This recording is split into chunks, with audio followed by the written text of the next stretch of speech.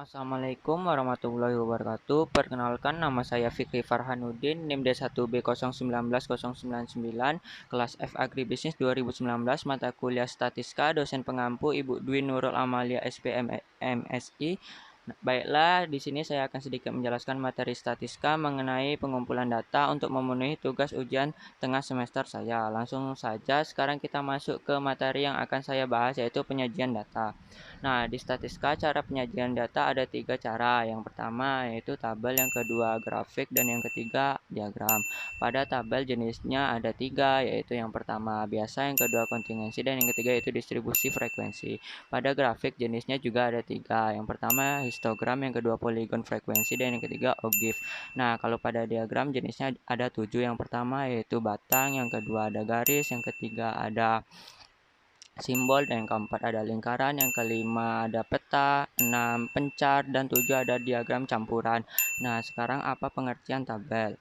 Nah, tabel adalah daftar yang berisi ikhtisar sejumlah data informasi yang biasanya berupa huruf maupun angka. Jenis-jenis tabel yang pertama yaitu tabel biasa, yang kedua kontingensi, ketiga tabel distribusi frekuensi. Nah, berikut contoh tabel-tabel biasa, kontingensi, dan tabel frekuensi. Nah, selanjutnya yaitu masuk ke grafik. Grafik adalah lukisan pasang surutnya suatu keadaan dengan garis atau gambar tentang turun naiknya hasil statistik. Di sini saya akan merangkan grafik histogram terlebih dahulu. Langkah-langkah membuat grafik histogram yaitu yang pertama yaitu membuat absis dan ordinat, yang kedua memberi nama pada masing-masing sumbu, yang ketiga buat skala absis dan ordinat, dan yang keempat membuat batas kelas. Nah, berikut contoh grafik histogram gambar, simpel kan?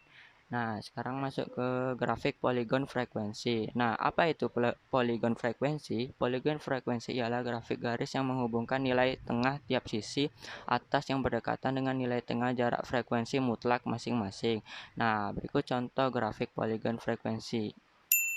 Nah, selanjutnya grafik ogif. Ogif ialah distribusi frekuensi kumulatif yang menggambarkan diagramnya dalam sumbu tegak dan mendatar eksponensial.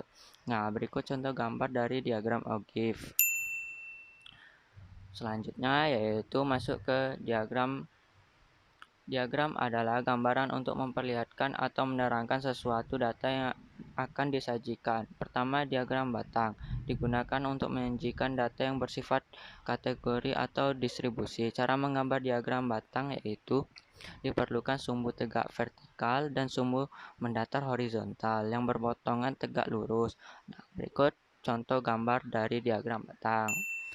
Selanjutnya, ada diagram garis digunakan untuk menggambarkan keadaan yang serba terus-menerus berkesinambungan, misalnya pergerakan indeks bursa saham, grafik kurs valuta, dan lain-lain. Berikut contoh diagram garis gambar. Nah, selanjutnya ada diagram lambang. Lambang adalah diagram yang menggambarkan simbol-simbol dari data sebagai alat visual untuk orang awam. Berikut ada diagram lingkaran dan pastel. Diagram lingkaran adalah diagram yang berdasarkan pada sebuah lingkaran dibagi-bagi dalam beberapa bagian sesuai dengan macam data dan perbandingan frekuensi masing-masing data yang disajikan. Diagram pastel yaitu perubahan wujud dari model diagram lingkaran versi terpotong yang disajikan dalam bentuk 3 dimensi. Bisa kita lihat contoh dari diagram lingkaran dan diagram pastel. Selanjutnya ada diagram peta, yaitu diagram yang melukiskan fenomena atau keadaan yang dihubungkan dengan tempat kejadian tersebut. Nah, berikut ada contoh diagram peta, bisa kita lihat. Nah, sekarang ada lagi diagram pencar, ialah diagram yang menunjukkan gugusan titik setelah garis koordinat sebagai penghubung yang dihapus. Nah, ini ada gambar contoh dari diagram pencar. Nah, yang terakhir ada diagram campuran. Diagram campuran adalah diagram gabungan dari beberapa dimensi dalam satu penyajian data. Berikut contohnya diagram campuran. Bisa kita lihat.